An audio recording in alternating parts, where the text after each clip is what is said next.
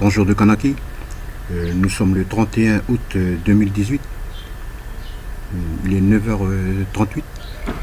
Alors, je fais cette vidéo. C'est pour conscientiser encore une fois le peuple kanak sur l'importance de régler ce qu'on appelle le contentieux historique. C'est-à-dire comment faire entre nous, kanak, pour apaiser les relations entre les clans. Les relations qui ont été rendues très difficiles, très compliquées, sanglantes parfois, par l'arrivée de la colonisation qui a utilisé certains clans kanaks contre d'autres kanaks. Comment nous, kanaks, jeunes pères de famille, jeunes kanaks des cités, jeunes kanaks des tribus, comment nous faisons pour régler ce contentieux entre nous sans repartir encore dans un cycle de violence qui ne va servir qu'à justifier encore une fois l'envoi de troupes de la mort française pour soi-disant assurer l'ordre public. Alors qu'ici en Kanaki, on a déjà ce qu'on appelle la coutume, on a déjà ce qu'on appelle les polices coutumières, on a déjà ce qu'on appelle les souverains kanaks qui sont 49 dans les 49 royaumes, on a déjà les 355 princes kanaks dans les 355 principautés, on a les 3125 clans. Alors la réflexion, elle est de dire comme ça, en 2018, si la moindre goutte de sang coule, ça va permettre encore à la France de s'attarder ici, de jouer les prolongations. Et toujours pareil, toujours dans l'optique de pouvoir exploiter, piller les ressources naturelles kanak, monter le kanak contre le kanak encore, monter le kanak contre le neveu kaldoche, monter le kanak contre le frère océanien, alors que est-ce qu'on a vraiment besoin de se prendre le chignon comme ça? Si le droit français dit dans son article 2228 que la France, elle ne peut être que le possesseur d'une possession dont elle ne peut être le propriétaire, franchement,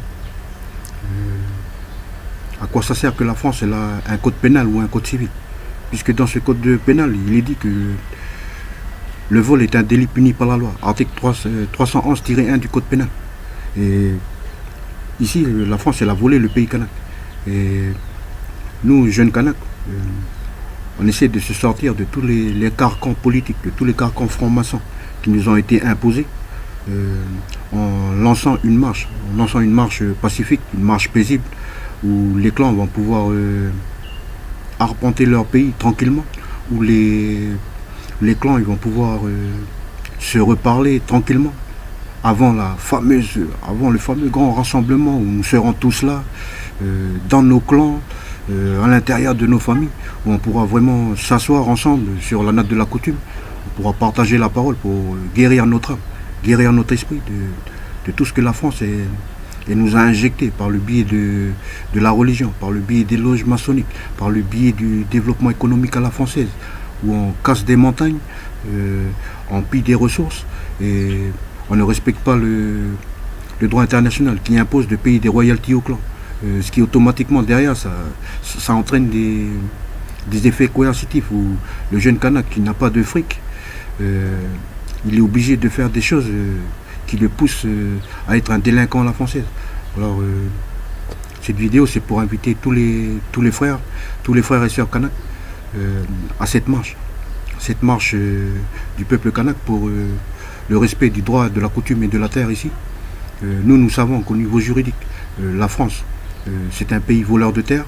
Le président Macron, le 5 mai 2018, quand il est venu au San Diomaichibaou, il est venu avec la preuve juridique que la France a volé le pays, c'est-à-dire l'acte de prise de possession, qui est en fait un document qui est au niveau juridique, au niveau légal, c'est un document qui est caduc, parce que sur ce document, il manque 3 éléments constitutifs du droit français, c'est-à-dire le sceau de l'empereur, le cachet du gouvernement impérial et le tampon du notaire impérial.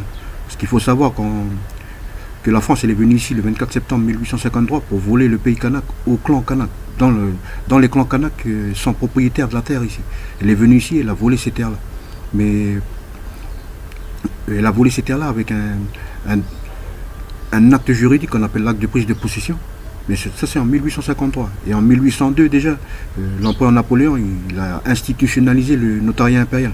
Et à partir de cette année, 1802, sur tout acte juridique, il doit avoir le tampon du notaire impérial pour l'authentifier. C'est pour ça qu'en 2018, en 2014 et depuis, le Kanak, à chaque fois qu'il achète une maison, qu'il doit acheter un terrain chez lui encore, il doit avoir le tampon, il doit se faire tamponner pour authentifier l'achat. Et après, nous, on pose simplement les questions. Cette marche, c'est pour poser la question, en fait. Le Kanak utilise son droit de reptation, son droit de diction, pour dire à la France, nous allons marcher dans notre pays, pour simplement poser une question à chaque clan. À qui la France elle a acheté la terre le 24 septembre 1853.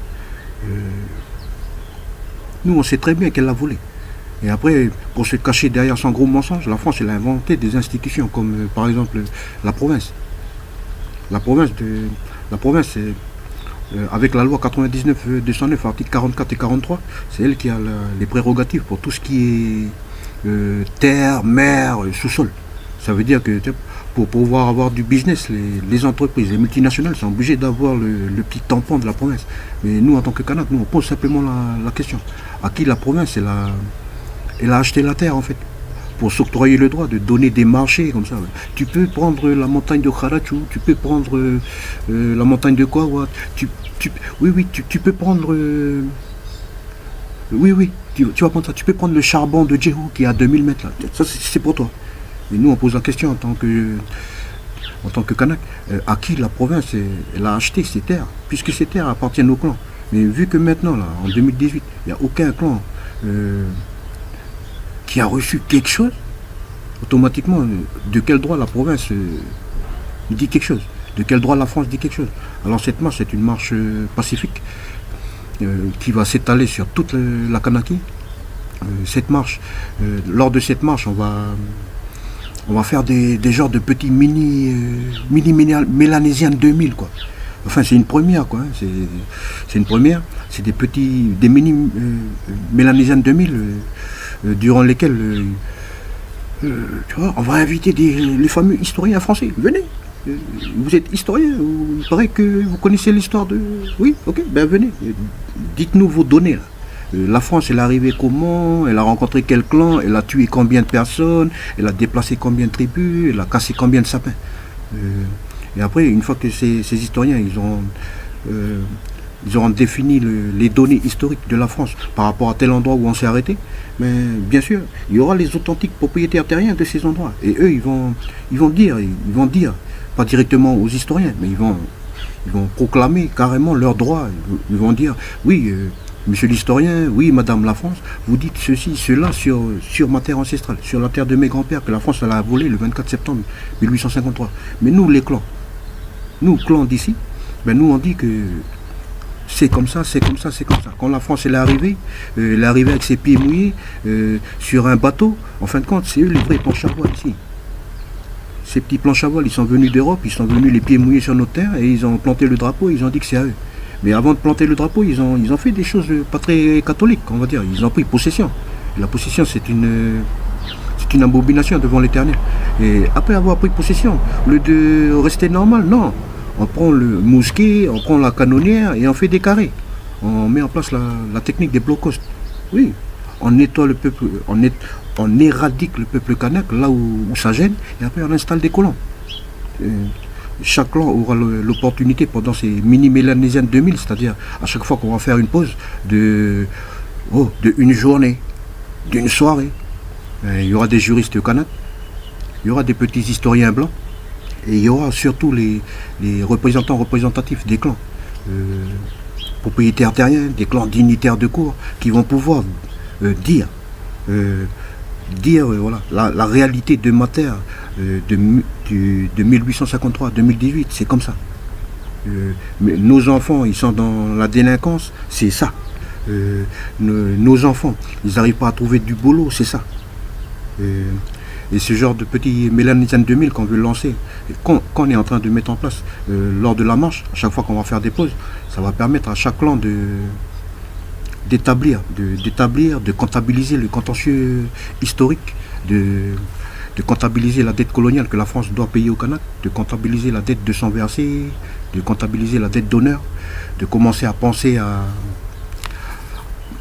a donné une valeur financière à ce qu'on appelle les indemnités pour préjudices multiples subis par le peuple kanak du 24 septembre 1853, on va dire au 4 novembre 2018. Combien de Kanaks ont été assassinés pour que le blanc dit français puisse dire sur internet: hey, je suis chez moi, je suis dans ma maison, j'ai acheté mon terrain. Combien de Kanaks ont été assassinés pour ça, pour qu'un blanc dit français puisse dire ça?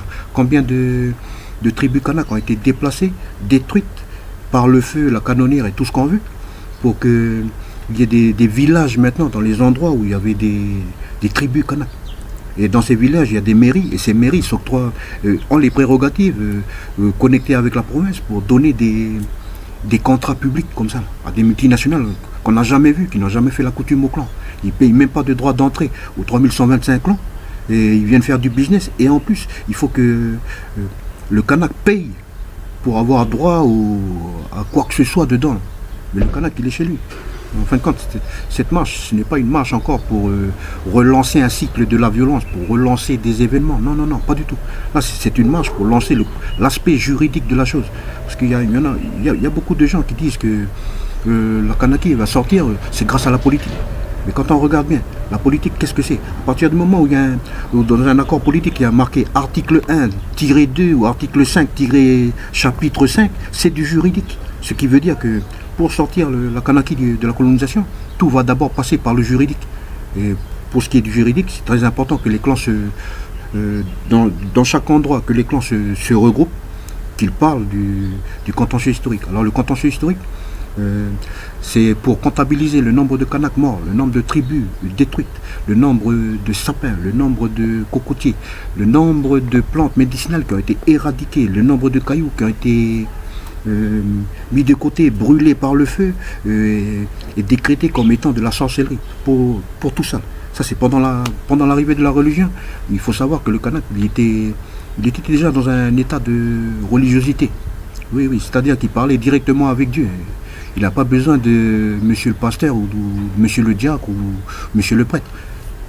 Mais on nous a imposé de dire, bon, tu dois t'agenouiller, tu dois dire bonjour monsieur le pasteur, bonjour monsieur le prêtre, tu fais ton signe de croix et tout ira bien.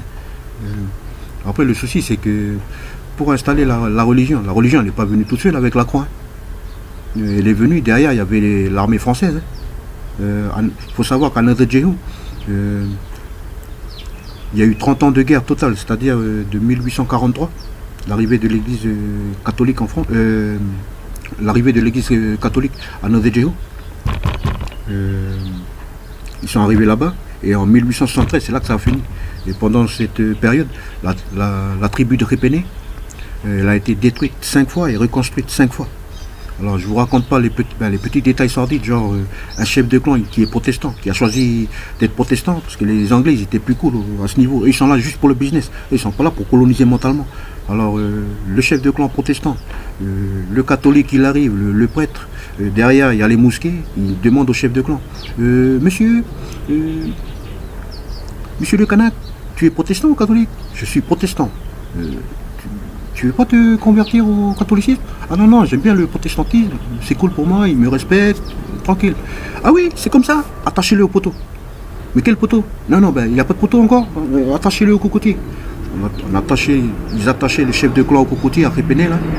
Ils prenaient la baïonnette, ils faisaient 3 trous dans chaque jambe, dans chaque cuisse. Il est assis, les mains derrière le dos, le cocotier il est derrière son dos, attaché devant son clan, 3 trous. 3 trous à gauche, 3 trous à droite, et on laisse pisser le sang comme ça. Et après c'est bon, fini le chef de clan, sans fils, tu vois. Ça y est, il n'y a plus de famille, chef de clan, porte-parole, viens. Et après, c'est pour régler toute cette souffrance, c'est pour régler tous ces assassinats politisés, camouflés derrière un truc Jésus, Marie, Joseph. On n'a rien contre Dieu, mais franchement, quand la France est arrivée ici, elle a utilisé le dogme protestant, le dogme catholique pour faire des choses qui ne sont pas très catholiques. Mais nous, lors de cette marche, on va essayer de conscientiser les gens pour dire comme ça. Dans un corps humain, il y a 95 milliards de neurones. Il y a 95 milliards de neurones. Quand un Kanak meurt, c'est 95 milliards de neurones qui sont perdus pour la Kanaki, pour l'humanité, pour le monde et pour la planète Terre. À combien chaque clan estime un mec à lui qui s'est fait assassiner par l'État français. Moi personnellement, dans la famille Machané, du clan dignitaire de Koumou, moi j'estime qu'un un Kanak, il vaut 95 milliards de dollars. Un Kanak mort. Pourquoi je dis j'ai été gentil? J'aurais pu mettre à 10 000 francs la neurone. J'ai juste mis à 1 dollar la neurone, ça fait 95 milliards de dollars. Et pourquoi en dollars? C'est très simple. OLME, le nickel Kanak qui est recellé ici, qui est recellé, issu du vol de la terre Kanak, ce nickel-là, il est coté directement au LME là-bas à Londres, à la City. Et la cotation là-bas, elle ne se fait pas en igname, elle ne se fait pas en euros, en topinambour ou en caleçon, elle se fait en dollars. Alors, un Kanak assassiné par l'État français, c'est 95 milliards de dollars si on se base sur les neurones. Si on se base sur les spermatozoïdes, par exemple. Le spermatozoïde, on va dire, vite fait comme ça, 75 millions. 75 millions. Quand un Kanak meurt, c'est 75 millions de petites cellules nécessaires à la vie qui s'en vont. À combien chaque clan, chaque famille estime, quand un blanc dit français a assassiné son grand-père, ce grand-père-là, à combien il estime sa vie? Ça peut paraître un peu sale, mais tu vois, la France, on est obligé de l'éduquer comme ça. Elle est venue ici pour voler de l'argent. Ben, on va lui dire, écoute, pour pouvoir voler de l'argent, tu as tué 10 grands-pères. Un grand-père, c'est 95 milliards. Et c'est ça le contentieux historique.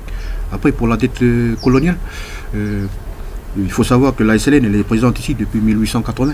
Depuis 1880, elle exploite la mine. Il y a d'autres grandes familles ici qui exploitent la mine. Et ils auraient dû donner des royalties au clan. Ils auraient dû donner des redevances au gouvernement coutumier théogonique fédéral kanak. Ils auraient dû donner des prémices pour que le Kanak puisse monter son fonds d'investissement. Ils auraient pu faire plein de choses. Mais ils ne l'ont pas fait. Et cette marche, avec ces petits mini Melenzen 2000, ça va permettre au clan kanak d'avoir juste une idée. Un Kanak, ça vaut 95 milliards de dollars US, ou bien 75 millions de dollars US. Un seul sapin qui a été cassé pour installer une ville blanche, c'est-à-dire une des 33 communes blanches, ici en Kanaki, ça vaut 60 000 dollars. Un seul cocotier qui a été déplacé, détruit, ça vaut 60 000 dollars aussi. Une seule case détruite, ça vaut 600 000 dollars. Après, c'est à chaque Kanak de donner une valeur.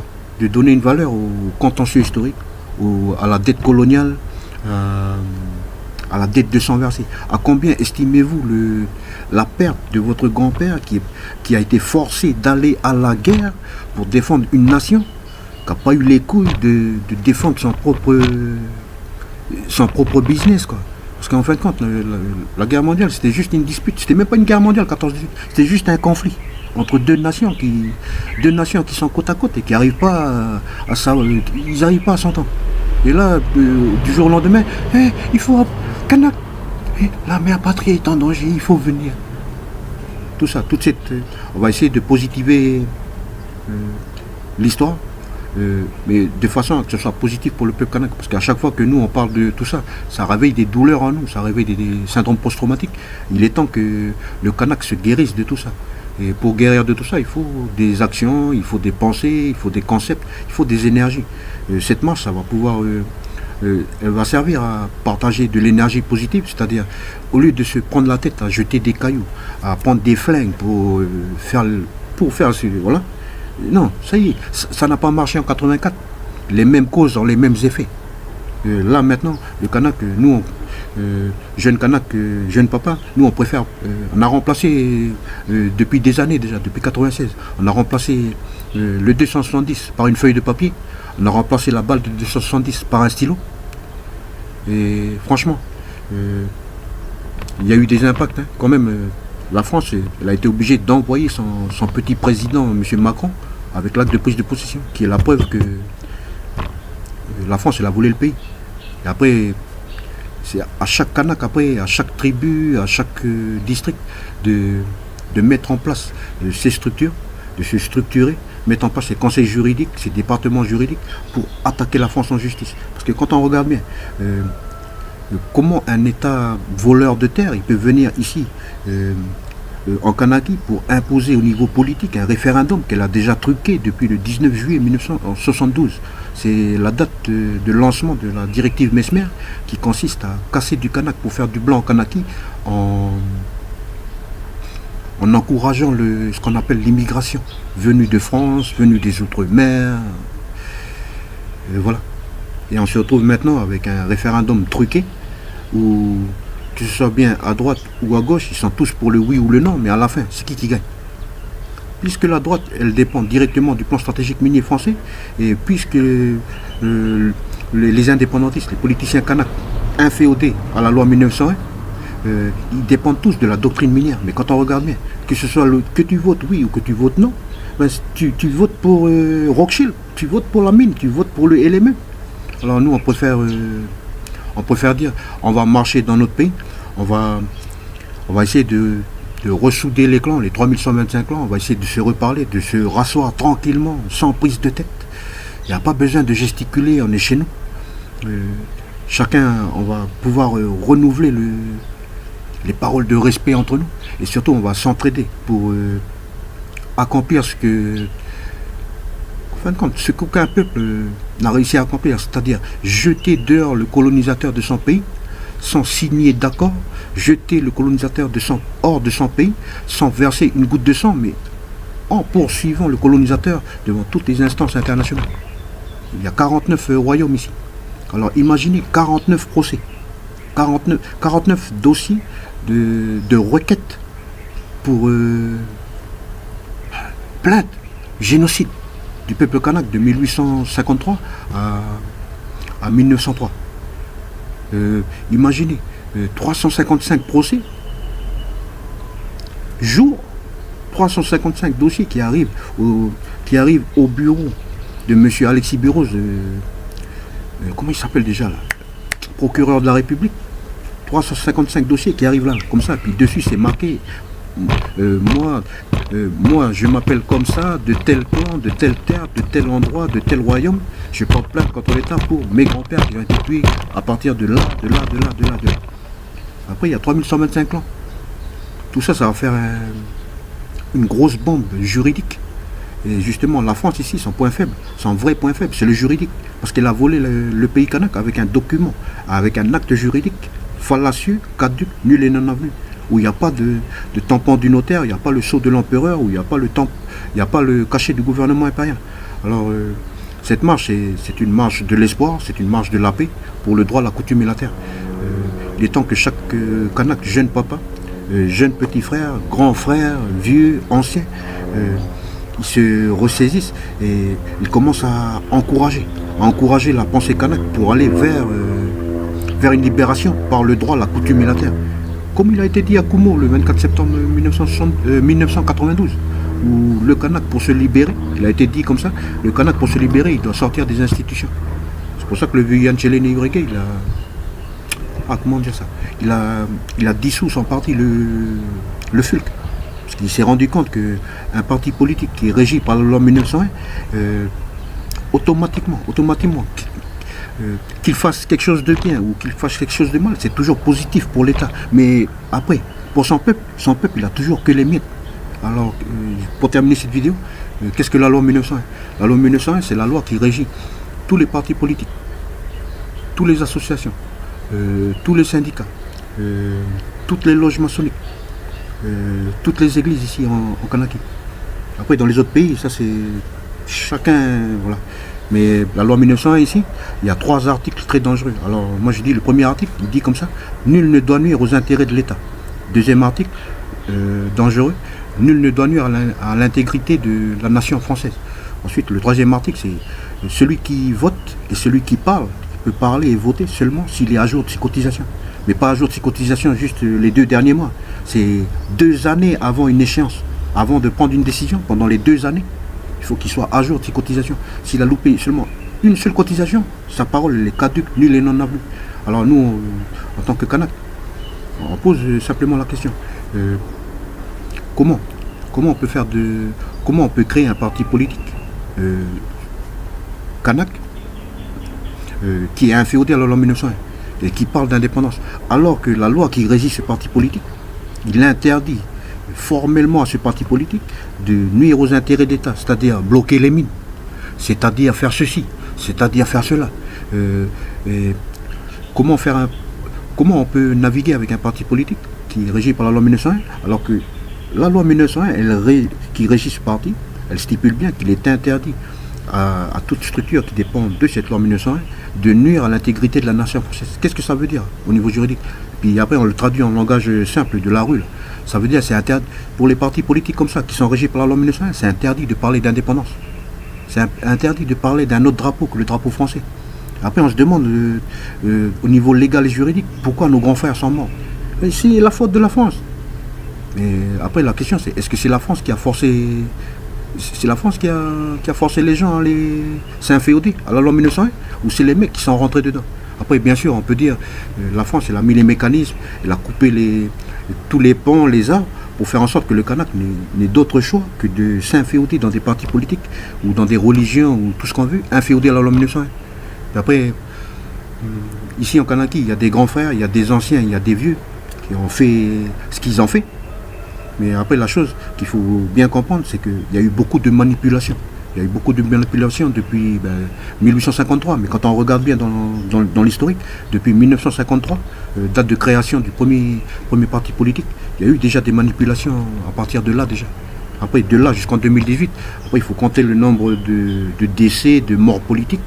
Et après, on se demande toujours pourquoi. C'est ceci, c'est cela. Mais en politique, tout comme au niveau business, rien ne se fait sans le juridique. Et si le juridique de la loi 1901, qui régit tous les partis politiques indépendantistes, loyalistes ou tout ce qu'on veut, il stipule bien que c'est interdit de nuire aux intérêts de l'État, c'est bien que l'inféodation à cette loi, c'est ça qui a permis à la France d'assassiner nos grands frères, d'assassiner nos papas, nos tontons maternels et puis tous ceux qui nuisent aux intérêts de l'État de façon légale. C'est le Kanak qui s'inféode à un parti politique, à une association ou un syndicat qui dépend de la loi 1901. En langage juridique, c'est simple. C'est comme s'il envoie une lettre au juriste et le juriste il donne à la France et il dit comme ça, ça y est, le Kanak là-bas de telle tribu là, il est d'accord. Si jamais il nuit aux intérêts de l'État, tu peux lui foutre une balle dans la tête. Oui, tu peux même brûler sa maison. Souvent il est d'accord. C'est ça la traduction de la loi 1901. Et cette marche, c'est aussi une occasion pour nous Kanaks de se rencontrer, de se parler et pour partager des éléments juridiques qu'on nous a toujours cachés, qu'on a préféré mettre de côté pour pouvoir plus parler de business, pour pouvoir parler de ceci ou de cela, alors que l'essentiel, la pierre d'achoppement de tout ce qui est politique ici, c'est la loi 1901. Et cette loi, elle nuit de façon directe et caractérisée au droit kanak ici, en Kanaki. Et le droit kanak, automatiquement, c'est la coutume. Alors, juste un petit rappel, depuis le 5 décembre 2012, la France, elle n'a plus de constitution. Ce qui veut dire que tout ce qui émane de la France depuis le 5 décembre 2016, 5 décembre 2016, c'est le décret numéro 2016-1675. C'est signé par Emmanuel Valls, juste la veille avant sa démission. Voilà. Avec ce décret, ça nuit directement à l'indépendance des pouvoirs. C'est-à-dire que en signant ce petit décret-là, il a fait en sorte que la Cour de cassation, c'est la plus haute instance au niveau justice, juste après le Conseil d'État et puis le Conseil constitutionnel, il met directement la Cour de cassation sous le commandement du gouvernement. Puis automatiquement, il y a violation de l'indépendance des pouvoirs, automatiquement, il n'y a plus de constitution. Mais au niveau juridique et légal, s'il n'y a plus de constitution en France, ça veut dire automatiquement que la France, c'est un pays qui cesse d'exister au niveau légal et juridique. Ce qui veut dire que tout ce qui émane d'elle ici, en Kanaki, et dans tous les dom-toms, est caduc, nul et non avenu. Et tout le système qui est toujours en train d'être mis en place, c'est-à-dire le franc CFP, avec une monnaie sans valeur d'ailleurs, avec laquelle les blancs des Français ils peuvent acheter des terrains ici, c'est une monnaie de singe. C'est un chèque en blanc qu'on donne au Kanak, et le Kanak il donne quelque chose de réel, c'est-à-dire sa terre. Alors, cette marche, ça va être l'occasion de parler de tout ça, mais tranquillement, assis, et après, on va lancer... Le but du jeu, c'est de lancer des procès. On va montrer au monde que c'est possible de dire à un État colonisateur qu'il va partir d'ici. Parce que c'est pas avec un référendum truqué à la française qu'on va virer la France d'ici, mais c'est avec un procès en bonne et due forme. Au terme de l'article 1382 du Code civil, au terme de l'article 311-1 du Code pénal, au titre de l'article 321-1 du Code pénal, en violation caractérisée de l'article 544, 546, 547, 1599 et 1600 du Code civil. Il faut que la France elle arrête, parce qu'après, point de suspension, s'il faut aller plus loin, ben, ils ont tué nos grands-pères. Ils ont tué nos grands-pères ici par milliers, par millions. Oui, oui, oui. Et ça, c'est puni par l'article 441-1 du code pénal français. C'est tout ce qui parle du génocide, tout ça. Alors nous, on invite chaque Kanak. Si vous ne pouvez pas participer à la marche, faites juste une petite pancarte. Marche Kanaki 2018. Avec un petit message. Résolution ONU, ou nos terres, nos droits, ou le respect. Et après, comme ça, si vous ne pouvez pas bouger, parce qu'il y a le travail pour les enfants, il y a la coutume par là pour le cousin, c'est très important. Il faut faire le travail. Mais au moins, ceux qui sont libres, ben, ils vont venir marcher. Mais chacun agit là où il est. Comme ça. Mais bien sûr, avant de terminer la vidéo, lors de cette marche, l'État français, ils aiment bien dire c'est qui commande. Nous, on sait déjà qui commande. Il y a 49 souverains ici. Il y a 355 princes. Il y a 3125 chefs de clan ici. Mais tant que la Kanaki elle est colonisée par l'État colonial français, chaque Kanak bien né avec les 3 C bien accrochés, c'est un général, c'est un major, c'est un juriste, c'est un alpiniste, c'est un peintre, jusqu'à ce que la Kanaki soit décolonisée. Et après, il y a nos structures. Il y a le gouvernement coutumier qui va gouverner le pays pour tout ce qui est international. Il y a les 355 principautés qui vont administrer le peuple kanak. Voilà, c'est comme ça, les routes, la norme, comme ça. Et il y a les 3125 clans, eux là, ils vont gérer les affaires. C'est-à-dire, le Total, il arrive ici, je viens vendre du pétrole que j'ai pris aux Arabes. Tahod, on va faire d'abord les conventions coutumières là-bas, parce qu'on ne veut pas d'un pétrole maudit ici. Après, on s'étonne pourquoi il y a des accidents. Les clans, enfin, je partage cette vidéo, mais au niveau juridique, tout est calé. Après, l'équipe information fera peut-être une information, je ne sais pas. Ça, c'est pas mon affaire, moi je suis le côté juridique. Alors, moi j'invite tout le pays et peuple kanak à s'unir. Vous l'étiez chouette.